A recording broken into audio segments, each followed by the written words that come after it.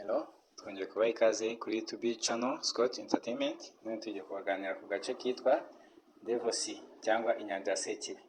Inyanja ya Sekibi ni agace k'amayobera gaherereye mu nyanja y'Ubuyapani, kakaba karamenyekanye cyane ku bintu byinshi twakwita ko bidasanzwe, harimo kubura kw'amato, indege n'ibikorwa byo mu mazi bidasobanutse.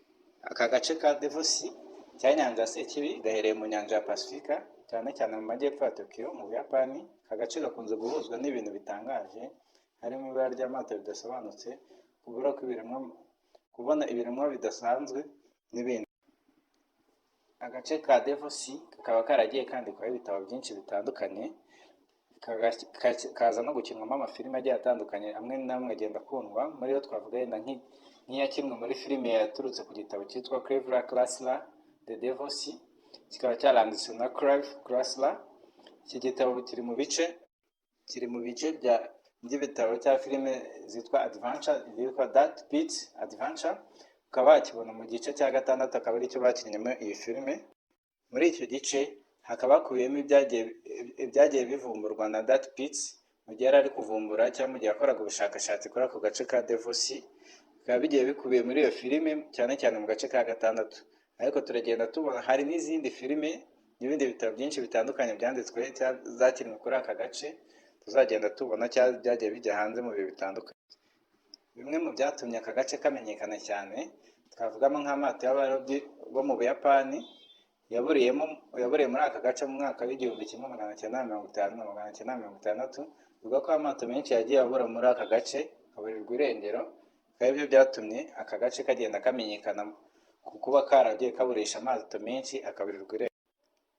Mu bindi byaburiye muri aka gace twavuga nk'indege ya 370 yaburiye muri aka gace ubwo yari iri muri icyo kirere.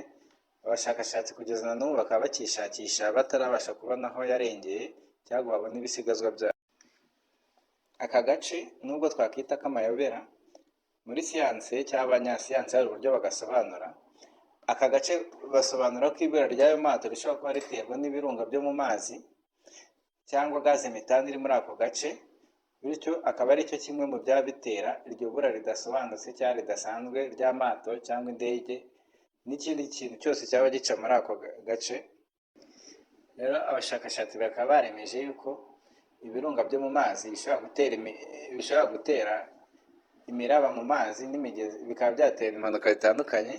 Ikindi bongeyeho ko na gaze metane ishobora kwiyongera ikaba yatera imiraba.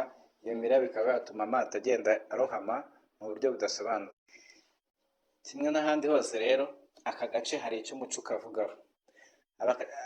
Abashakashatsi n'abakurambere mu Buyapani hari imigani myinshi bagiye bashingiye kuri aka gace.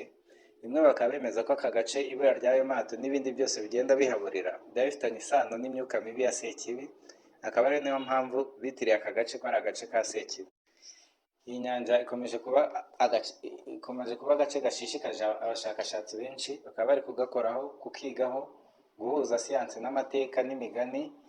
Kugeza ubu ngubu abo bashakashatsi bakaba bataragira umwanzuro n'umwe ufatika bafata cyangwa bemeza cyaba gitera iryo bura ry'amato, indege na buri kimwe cyose giciye hafi y'aho ngaho. Mwakoze kudukurikirana, mukore subscribe, like, share na comment.